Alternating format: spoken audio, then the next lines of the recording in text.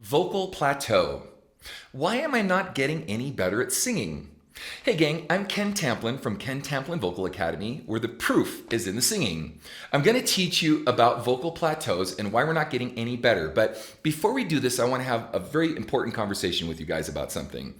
I see a lot of people on YouTube who claim they're going to teach you how to get past a vocal plateau. And I think that's awesome. There's just one problem, and the problem is they're not doing it themselves. Now, if they're going to teach you how to get past a vocal plateau, you'd think they would demonstrate a whole song or several songs in different styles and show students getting past vocal plateaus. I think this is important because if they can't do it themselves, why in the world would you think they're going to teach you how to do it? Guys, you got to really think about this. I'm going to give you some very legit information. But if you see a vocal coach on the internet running around claiming to be an expert about something, say, hey, that's really cool. Can you sing a whole song, something kind of challenging, and show some students doing it just so I know that you're really teaching me how to do it? At least in the weight loss commercials, they hire buff guys that make them look cool to show like they're losing weight. Man, on YouTube, I'm not seeing any buff guys singing anything, if you know what I mean. So, all right, now the first thing is, are there a lot of different things when we say getting better? What does that mean? All right, well, getting better to one person could be a vocal run or a lick. I'm not getting better at that, or I'm not getting better at distortion, or I'm not getting better at pitch. But it seems that the majority of people grade their vocal range as to whether or not they're getting better. Tone and pitch, of course, too, but vocal range seems to be the big one. So I want to focus on that. Now, I could do 10 hours on these different subjects and barely scratch the surface on this, guys. So yes, I have a singing course. If you're interested, go to kentamplinvocalacademy.com. You can check it out where I walk you through all of the elements, because it's not just singing scales that makes you great. It's not just singing one note that makes you great. It's the total package, all of this stuff working in concert with each other that's going to make you great. Now, I'm going to start with a simple arpeggio or triad, and I want to explain a few things. The first thing are the fundamentals of singing. Do you have the foundation of singing down? Do you understand it? Well, a lot of people think they do. The first thing is diaphragmatic support. I've said it a million times. I'll say it a million more. It is the engine that drives your car, and without it, don't expect to get that much better or better at all, because you have nothing to support. It's like building a house but no foundation. I don't care how many walls you put up. If the foundation can't sustain the walls and the rooms in the house, you ain't going nowhere, and your house is not going to stand, and it won't be consistent, and you'll go drive yourself nuts trying to be like Hearst Castle, if you guys know what that is, walking off down a stairwell that doesn't exist because there was no foundation for it. Okay, now so watch my video. I have several videos, but watch my video on diaphragmatic support and just do that for a little while. Really try to get a handle on diaphragmatic support. Very important. But I'm going to get to some other things that are going to really make some sense to you. The first thing is, ladies, you can do this up an octave. We're going to do an ah vowel. Now, you've heard me talk over and over again about it's the la ah, opening up that ah vowel, because ping is king. It's the only true sound that grows your voice, is that nice bright ping or timbral ping sound in the throat. So that's important, and that I cover that in my course and in other videos. But we're just going to do, and I'm assuming that you guys have already kind of done a little bit of this, but on an ah vowel, we're just going to do a simple triad or a simple arpeggio. So we're going to go la. Okay. Now I'm going to start there. Now, of course, you should be warmed up, and there's a way to warm up correctly. So there's all these elements that come into play. So again, I'm not going to be able to cover all of this, but I'm going to give you some real cool tips here. The first thing is, now on that ah vowel, don't change the position of the vowel. Once you've set that open ah, set and forget it. Have that vowel be so consistent that you're not going la, oh, ah. So it's going to be really consistent. La.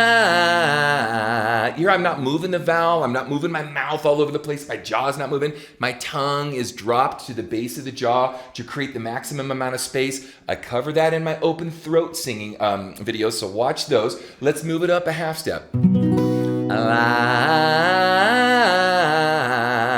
Now down here, it's not very challenging. So whether you're a high bari like myself, or a tenor, or if you're an alto or soprano, you're saying, okay, Ken, I get it. That's kind of cool. Now remember, that's my stomach, the engine, your abdomen that's driving this car. So we're going to take the breath.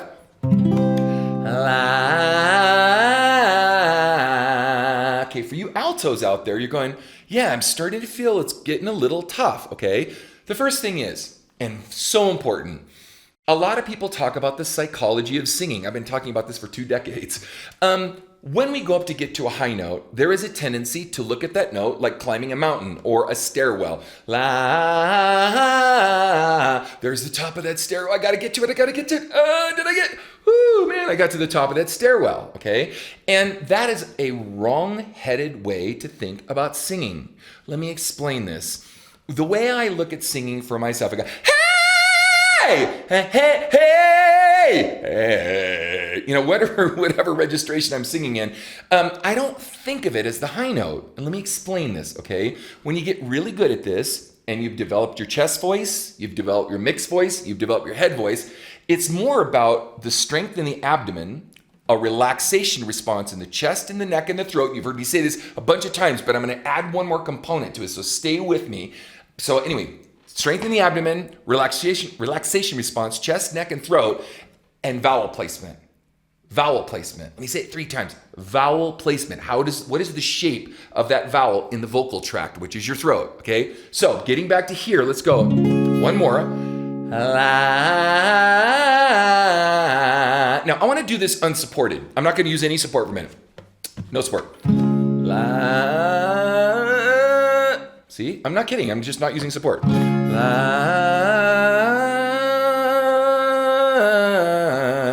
Well, of course I'm not going to get to that note. I've got no foundation, no strength in the abdomen. Now watch when I use support. I have all the strength that I need to get to that note, but it doesn't stop there, okay? It doesn't stop there.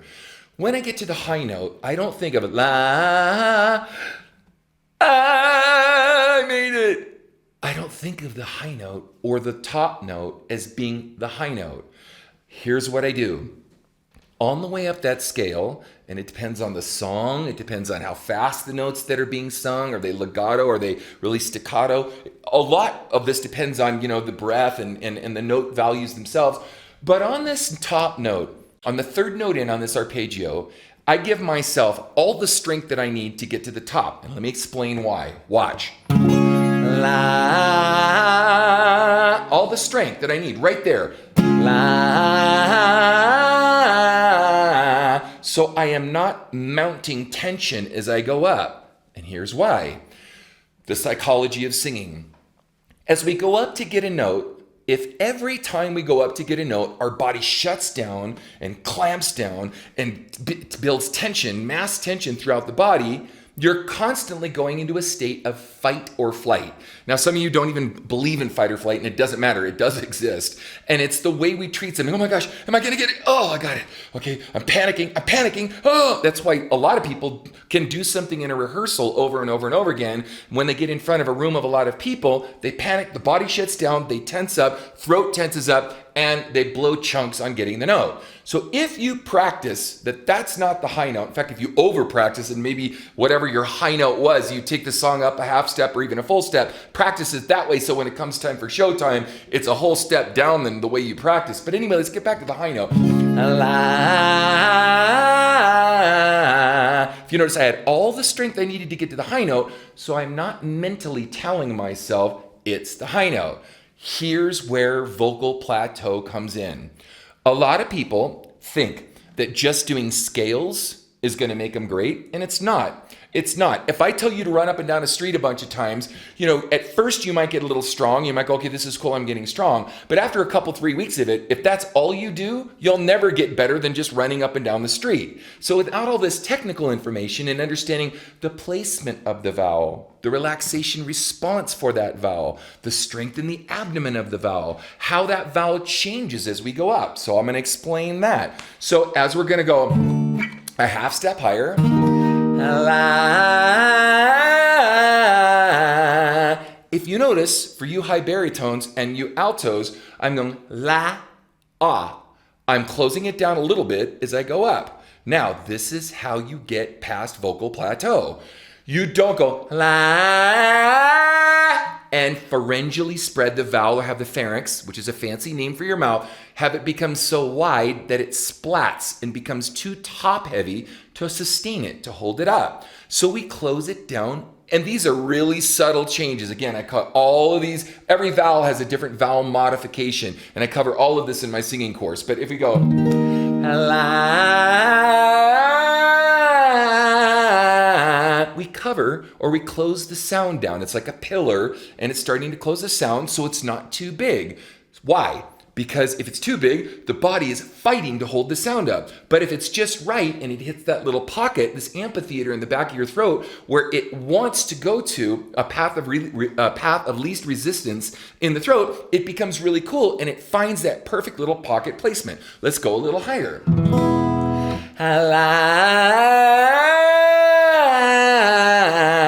Now, did you notice I went up to la, like a little bit of like hook in the sound? Now for you altos, as you're going up, you're gonna go, wow, yeah. If I close it down a little bit, I'm able to get to it with less pressure in the throat, less force in the body, less tension in chest, neck, and throat, and abdomen, and shoulders, and arms, and everything else. And when you learn the ebb and flow of all of these things, it is the beginning stages, not the end all, but the beginning stages of understanding how to get past a vocal plateau. Now, I'm going to talk to you, a lot of you baritones, a lot of guys out there go, hey! That's like probably your highest in like a G4 or maybe an A4, right? Here's another way to get past this vocal plateau. As we're warming up, a lot of times, we think as we're mounting tension to get to this high note with this psychological freak out, here comes the high note, here comes the high note, we kind of tell ourselves, hey, I'm just going to roll into falsetto. No, I'm not kidding. Watch. I'm just going to roll into falsetto. And then we trick the voice sort of a little bit at the last minute. And as we roll into this top note, we go, la, ha. Okay, I'm not going to go into falsetto. I'm going to stay in chest. La. Okay, that's kind of mixed voice. Now let's bring a little more chest in it. La. And then that way our body's going, well, that's kind of cool. I didn't freak out because of the high note. I relaxed to placement, to vowel placement, okay? But I still need this abdominal strength. I still need strength. By the way, we're still singing heavy. I mean, we got to work out. We're in the gym. We're working out. It's not like we go in and everything's super easy. That's malarkey. We're athletes, guys. Come on, we're vocal athletes and we're working out like an athlete. So let's get back to the next part of this plateau. As we're going up, yeah, and you want to get to that note, here's what you do. We're going to do some sliders, okay? And in these sliders, we're going to go from chest, our call register, through the passaggio, and into head voice. Now here's why this is important. If I pull back the sound, you want to do this without hearing the yodel in the sound. But if I go,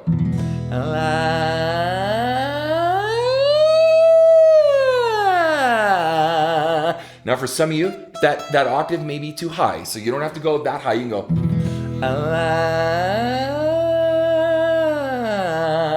and just go up to any note that you feel comfortable with, okay? So let's go to the B.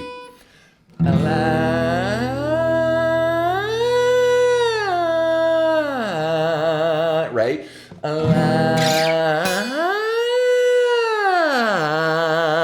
Here's why I'm doing this.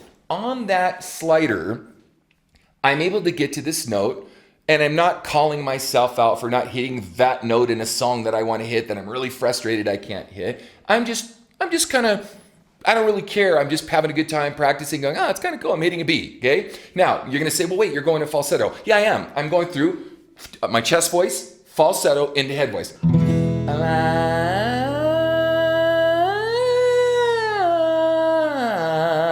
But you don't hear the register break, right? That is because I have built my head voice up enough to be bright enough to match the tonal qualities of my chest voice. Now because I've been doing this a long time, can bring more strength into that sound using my abdomen, keeping the throat open and maintaining that bright ping.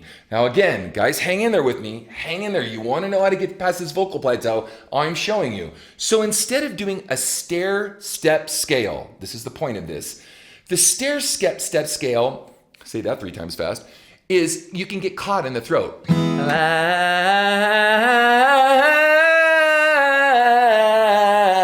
And it's a lot harder to find note values in the throat. But if the throat can be trained just to stay open and relax and not have to worry about intonation of specific note values, it can learn to train the throat to stay open a lot easier. So if I go,